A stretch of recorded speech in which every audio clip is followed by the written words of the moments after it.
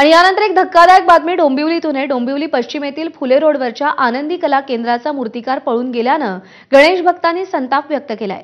जास्त गणपतीचं बुकिंग घेणाऱ्या मूर्तिकारावर लोड आल्यानं मूर्तिकार पसार झालाय। त्यामुळे ज्यांनी गणेश मूर्ती बुक केल्यात ते गणेश भक्त आता हाताला ज्या मूर्ती मिळतील त्या घेऊन जात असल्याचं चित्र या चित्रशाळेत पाहायला मिळतंय। दरम्यान कारखान्यातील एका कामगाराला पोलिसांनी ताब्यात घेतलंय। आनंदी कला केंद्राच्या गणपती कारखान्यातून आढावा घेतलाय सुरेश काटे यांनी।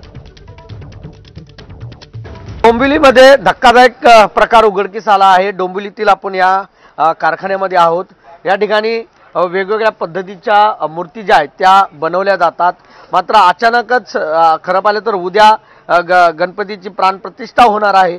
त्यामुळे गणेश भक्त या कारखान्यामध्ये आले, गणपती घेण्यासाठी आले। मात्र अचानकच या ठिकाणी हा मूर्तिकार जो आहे तो पळून गेल्याची माहिती मिळाली आहे। त्यामुळे या ठिकाणी गणेश भक्त आले आणि त्यांनी मिळेल ती मूर्ती घेऊन या ठिकाणून ते गेलेले आहेत। नेमकं काय प्रकार घडलेला आहे? आपल्यासोबत एक गणेश भक्त आहेत। तुम्ही कशासाठी आला होता तिथे आणि तुम्हाला काय माहिती मिळाली? आम्ही इथे आलेलो, आमची पण मूर्ती बघण्यासाठीच आलेलो, पण आम्हाला पण आल्यावर इथे कळालं का बाबा जे मेन आहेत ऑनर इथले ते निघून गेले। त्यांच्यावरती असं ऐकायला समजलं आम्हाला का इथे लोड आला त्यांच्यावरती, का त्यांनी ओव्हरलोड बुकिंग केली। त्याचं नाव काय कळालंय की काय? नाव वगैरे काही पण कळालं नाहीये। बाकी माझा छोटा भाऊ होता, तो स्वतः रात्री चौकीपर्यंत जाऊन बघून वगैरे आला, पण त्याला पण तिथे काही कळालं नाही।